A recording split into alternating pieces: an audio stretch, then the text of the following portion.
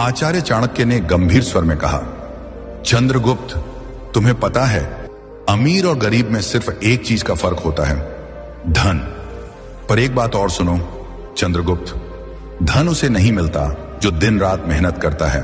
धन उसे मिलता है जो जानता है कि मेहनत दूसरों से कैसे कराई जाती है। यानी धन हमेशा दिमाग वालों के पास जाता है, शारीरिक श्रम करने वालों के पास नहीं।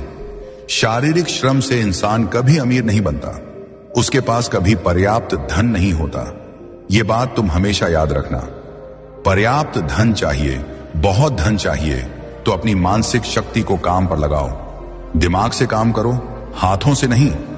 राजा कभी स्वयं श्रम नहीं करता, सेठ साहूकार कभी खुद मजदूरी नहीं करता।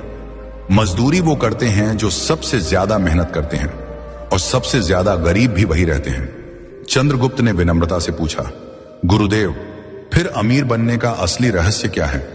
फिर धनी हर कोई क्यों नहीं बन जाता?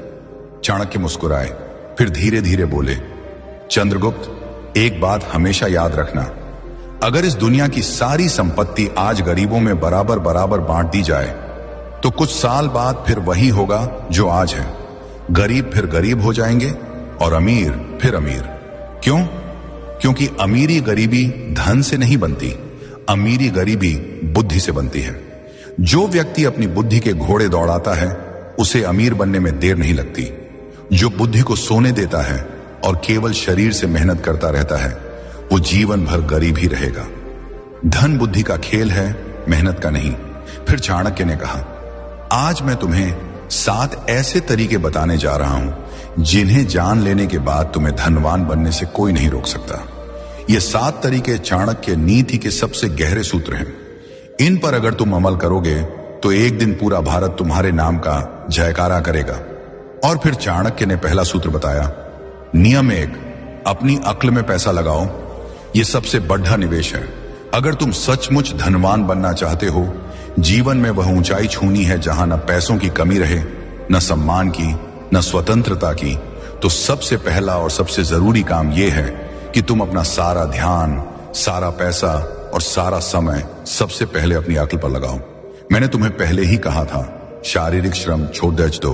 हाथ पैर से मेहनत करने में कोई बुराई नहीं, लेकिन वो तुम्हें एक सीमा तक ही ले जाएगी। उस सीमा के बाद रुक जाओगे। मजदूर दिन रात हथौड़ा मारता है, फिर भी 2 जून की रोटी को मोहताज रहता है। क्यों? क्योंकि उसने अपनी अक्ल को कभी नहीं खोला। दिमाग के घुड्डे को दौड़ाओ, और दौड़ाने का मतलब है सीखो, सीखते रहो, जीवन के अंतिम क्षण तक सीखते रहो। जो व्यक्ति सीखना बंद कर देता है वो जीते जी मर जाता है, उसकी कमाई भी मर जाती है। नियम 2, मौके खुद नहीं आते, उन्हें पहचानना पड़ता है। अवसरः कालेन आगच्छति, कालेन च नश्यति, तम यह सन्नादति स सिद्धिम प्राप्नोति। अर्थात अवसर समय के साथ आता है और समय के साथ नष्ट भी हो जाता है। जो उसकी ध्वनि सुन लेता है वही सिद्धि प्राप्त करता है। धनवान बनना है तो सबसे दूसरा और सबसे नियम यह है कि तुम्हें अवसरों की आंखें खोलनी पड़ेंगी। अवसर कभी दरवाजा खटखटाकर नहीं आते। भाई साहब, मैं आपका मौका हूं, मुझे अंदर आने दो, कहते हुए नहीं आते। अवसर हमेशा भेष बदल कर आते हैं। कभी वो किसी मुसीबत के रूप में आते हैं, कभी किसी ताने के रूप में, कभी किसी दोस्त के मुंह से निकले एक वाक्य के रूप में। ज्यादातर लोग इन्हें देखकर कन्नी काट लेते हैं, और जो इन्हें पहचान लेते हैं वही करोड़पति, अरबपति बनते हैं। मैं तुमसे कहता हूं, अगर तुम धनवान बनना चाहते हो तो आज से यह प्रण कर लो, मैं कोई भी अवसर गंवाऊंगा नहीं। चाहे सीखने का हो, कमाने का हो, जुद्धने का हो, घूमने का हो, कुछ नया करने का हो, मैं उसे पकड़ दूंगा। याद रखो, धन तुम्हारे पास नहीं आता, धन तुम तक आने का रास्ता ढूंढता है, और वो रास्ता है अवसर। जितने ज्यादा अवसर तुम पकड़ डरोगे उतने ही ज्यादा रास्ते धन के लिए खुलते जाएंगे। और अगर तुम अवसरों को चूकते रहे तो चाहे कितना भी पहला नियम सीखना फॉलो कर लो, तुम्हारी सारी सीख बेकार हो जाएगी, क्योंकि सीख का इस्तेमाल करने के लिए मौका चाहिए। नियम 3, समय धन से भी कीमती है। अगर तुम सचमुच धनवान बनना चाहते हो, करोड़ों अरबों नहीं बल्कि वो स्वतंत्रता हासिल करनी है जहां पैसा तुम्हारा गुलाम बने, न कि तुम पैसे के गुलाम रहो, तो आज से एक बात हमेशा के लिए गांठ बांध लो, समय पैसों से 1000 गुना ज्यादा कीमती है।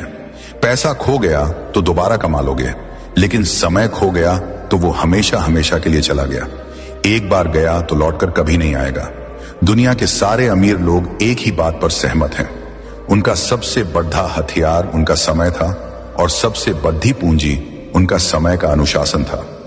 अगर तुम आज भी अपना समय बर्बाद कर रहे हो तो तुम धनवान बनने के लायक नहीं हो, क्योंकि धनवान बनना कोई खेल नहीं है, ये युद्ध है। और इस युद्ध में जो सबसे ज्यादा अनुशासित होता है वही जीतता है।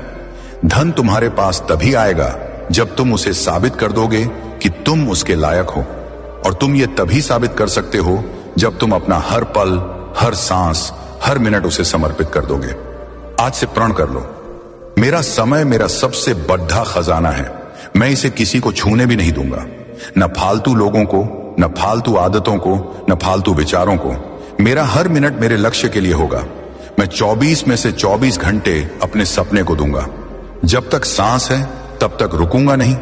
इसी एक नियम को जीवन में उतार लोगे तो 7 में से बाकी नियम अपने आप तुम्हारे जीवन में आने लगेंगे, क्योंकि जिसने समय पर कब्जा कर लिया उसने धन पर, जीवन पर, भाग्य पर कब्जा कर लिया। नियम 4, धन आने से पहले खुद को तैयार करो। धन कमाना कठिन नहीं है, सच में कठिन है धन को अपने पास रोकना। तुमने देखा होगा, लॉटरी लगी, 2-4 साल में कंगाल, सैलरी बढ़ी, 1 साल में फिर वही पुराना रोना, बिजनेस चला, 2 साल में फिर कर्ज में डूब गए। क्यों? क्योंकि धन आने से पहले उन्होंने खुद को तैयार नहीं किया था। वे बर्तन थे पर छलनी थे। पानी डालो सारा नीचे। मां लक्ष्मी बहुत चतुर हैं, वे वहां नहीं ठहरती जहां संयम नहीं, जहां नियंत्रण नहीं, जहां आदतें गंदी हैं। धन एक नदी है, अगर तुमने बांध नहीं बनाया तो वह बह जाएगी, और बांध बनता है तुम्हारे अंदर, तुम्हारी आदतों में, तुम्हारे चरित्र में। इसलिए आज का नियम सबसे कठोर और सबसे जरूरी है। धन आने से पहले खुद को तैयार करो।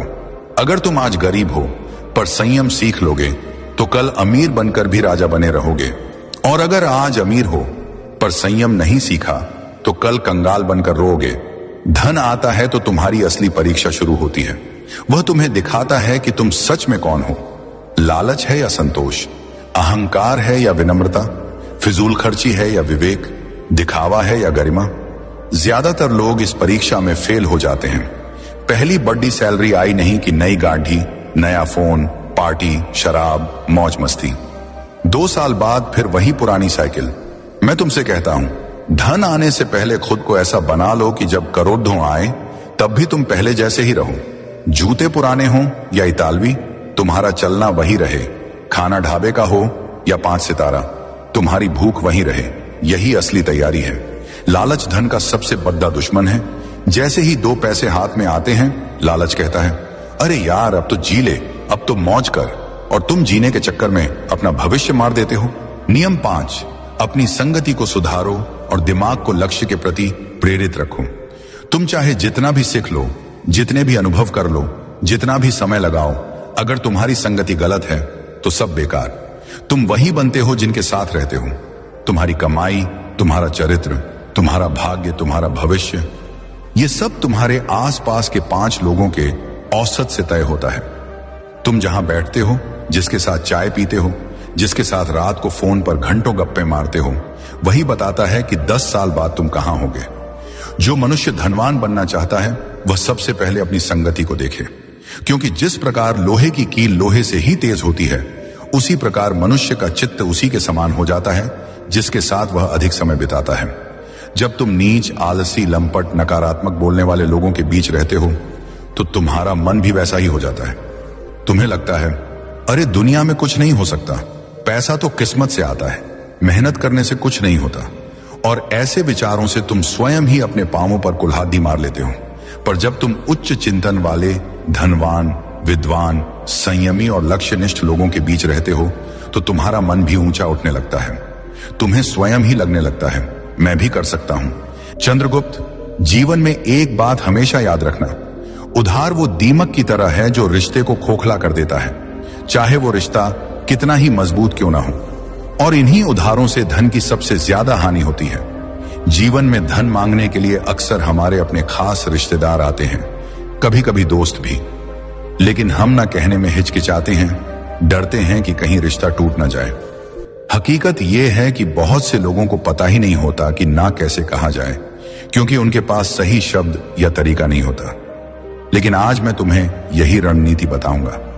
जब कोई तुमसे उधार मांगने आए, अगर तुम ये 3 सवाल पूछ लोगे तो वो खुद ही उधार मांगने के बजाय कोई और बहाना बनाकर तुम्हारे यहां से चुपचाप निकल जाएगा। लेकिन चंद्रगुप्त, ये एक विद्या है जो डर से मुक्ति देती है। अगर तुम नहीं जानोगे तो हमेशा उलझते ही रहोगे, क्योंकि मैंने अक्सर देखा है कि लोग इसी वजह से अपनी जिंदगी की कमाई गंवा बैठते हैं। नमस्कार दोस्तों, डे इंस्पायर्ड चैनल में आपका फिर से स्वागत है। अगर आपको भी चाणक्य नीति पसंद आती है तो कमेंट में जरूर बताएं कि आप भारत के किस राज्य से ये वीडियो देख रहे हैं, ताकि हम समझ सकें कि हमारी बातें कहां कहां तक पहुंच रही हैं।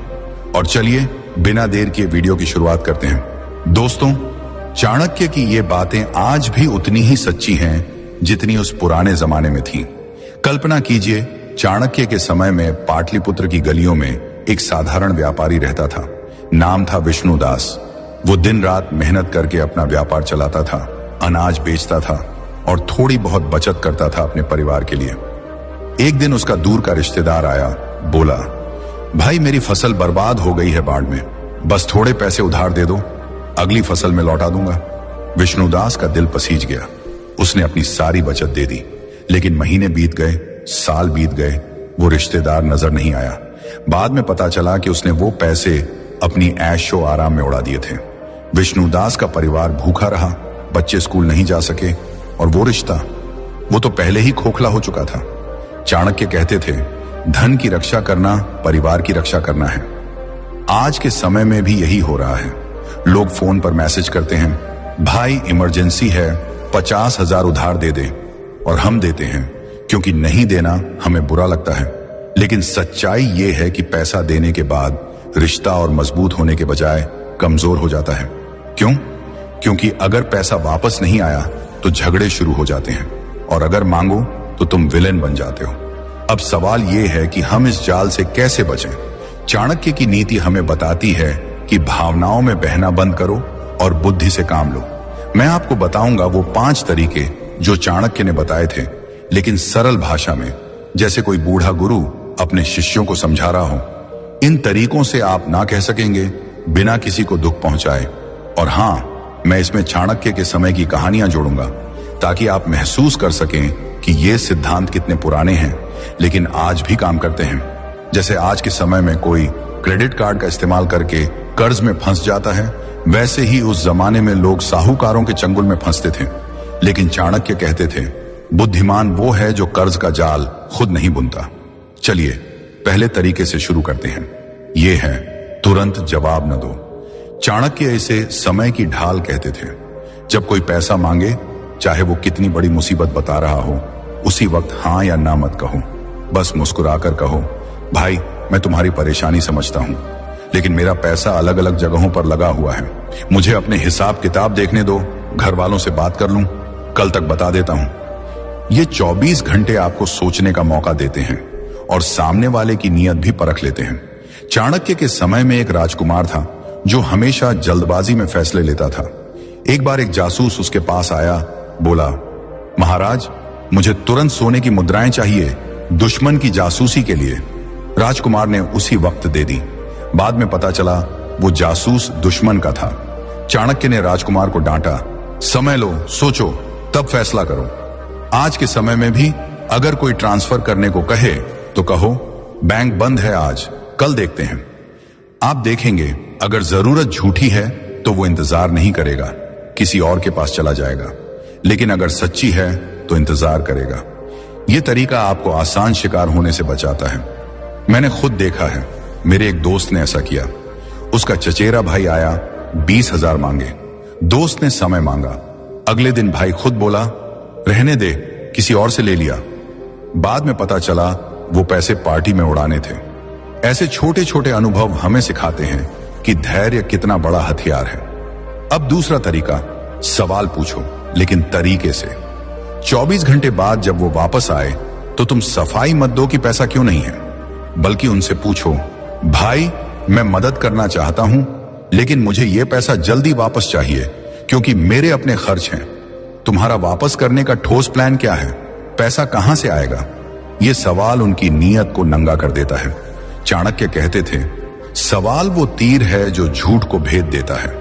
उनके समय में एक साहूकार था जो लोगों से उधार लेता था, लेकिन चाणक्य ने अपने शिष्यों को सिखाया, पूछो कैसे लौटाओगे? साहूकार हमेशा गोलमोल जवाब देता और लोग बच जाते। आज के समय में भी अगर कोई कहे सैलरी से दे दूंगा तो ठीक है, लेकिन अगर बोले चिंता मत कर, भरोसा रख, तो सावधान हो जाओ। तब तुम कहो भरोसा तो है लेकिन रिश्ता पैसों से ऊपर है। अगर पैसा नहीं लौटा तो रिश्ता खराब हो जाएगा और मैं वो नहीं चाहता। ये बात उन्हें सोचने पर मजबूर कर देगी। एक बार मेरी मौसी के साथ ऐसा हुआ। उनका भतीजा आया, पैसे मांगे। मौसी ने सवाल पूछा। भतीजा हकलाया और खुद ही बोला, रहने दे चाची, मैं किसी और से ले लूंगा। बाद में पता चला वो पैसे शेयर मार्केट में लगाने थे जहां वो हार गया था। ऐसे में सवाल पूछना आपको रक्षक बनाता है, न कि लुटेरा।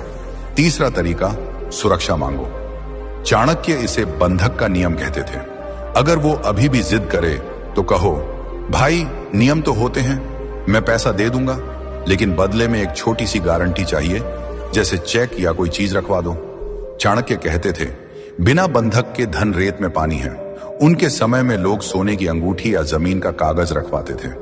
एक कहानी है, चाणक्य के एक शिष्य ने एक व्यापारी से उधार मांगा। शिष्य ने कहा, मुझे भरोसा है, लेकिन चाणक्य ने हस्तक्षेप किया, भरोसा अच्छा लेकिन प्रमाण बेहतर। व्यापारी ने चेक मांगा और वो व्यक्ति भाग गया। आज के समय में पोस्ट डेटेड चेक मांगो। अगर वो नाराज हो जाए, बोले तुम्हें शक है, तो कहो नहीं भाई, ये तो बस सुरक्षा है। जो साफ नियत का होगा वो दे देगा, लेकिन जो नहीं वो खुद चला जाएगा। मैंने एक पड़ोसी को देखा जो हमेशा उधार देता था। एक बार उसने गारंटी मांगी और मांगने वाला नाराज हो गया, लेकिन बाद में पड़ोसी का पैसा बच गया क्योंकि वो व्यक्ति दूसरों को ठग रहा था। ये तरीका आपको मजबूत बनाता है और रिश्ते को बचाता है। चौथा तरीका, कमी का भ्रम पैदा करो। अगर वो कहे ठीक है, घर वालों से बात कर लो, तो कहो यार पैसा तो था, लेकिन अभी अभी फिक्स डिपॉजिट में डाल दिया, अगर निकालूंगा तो नुकसान होगा, अगर तुम वो नुकसान भरोगे तो निकाल लूं। चाणक्य इसे अभाव का माया कहते थे। उनके समय में एक राजा ने अपने मंत्री से कहा, मेरे पास खजाना है लेकिन अभी बंद है, अगर तुम खोलने का खर्च दोगे तो दे दूंगा। मंत्री खुद पीछे हट गया। आज भी यही काम करता है। कोई उधार मांगने वाला आपके नुकसान को क्यों भरे? वो खुद कहेगा रहने दे। एक बार मेरे चाचा ने ऐसा किया। उनका दोस्त आया, पैसे मांगे। चाचा ने कहा बैंक से निकालूंगा लेकिन पेनल्टी लगेगी। दोस्त बोला नहीं, मैं किसी और से ले लूंगा, और पैसा बच गया। ये तरीका चतुराई से काम करता है, बिना झगड़े के। पांचवा तरीका, छोटा दान दो अगर मुसीबत सच्ची हो। चाणक्य कहते थे, दान से शत्रु भी मित्र बन जाता है। अगर कोई सच में बीमार है या बच्चे की फीस है तो पूरी रकम उधार मत दो। कहो भाई पूरी रकम नहीं दे सकता, लेकिन इतना दे सकता हूं और वापस मत करना। इससे तुम्हारा ज्यादा पैसा बच जाता है, इज्जत बढ़ती है और वो दोबारा बड़ी मांग नहीं करेगा। चाणक्य के समय में एक गरीब किसान राजा के पास आया। राजा ने पूरी मदद नहीं दी, लेकिन छोटी मदद की। किसान हमेशा आभारी रहा। आज के समय में भी अगर कोई 50,000 मांगे तो 5,000 दे दो दान में। वो खुश होगा और तुम सुरक्षित। मेरी एक बहन ने ऐसा किया। उसकी सहेली आई, पैसे मांगे। बहन ने छोटी रकम दी और रिश्ता मजबूत हो गया। अब अगर रकम बड़ी हो, जैसे लाखों, तो कागजी काम जरूरी। चाणक्य कहते थे, लेखन बिना व्यवहार विवाद का बीज है। एग्रीमेंट बनाओ, चेक लो। जो साफ होगा वो मान जाएगा, जो नहीं वो भागेगा। अंत में चाणक्य की सीख, रिश्ते की कीमत समझो। अगर पैसा न देने से रिश्ता टूटे तो वो रिश्ता था ही नहीं। स्वयं की रक्षा करो। आज से नियमों को अपनाओ। समय लो, सवाल पूछो, गारंटी मांगो, कमी दिखाओ, दान दो। ना कहना आत्मसम्मान है।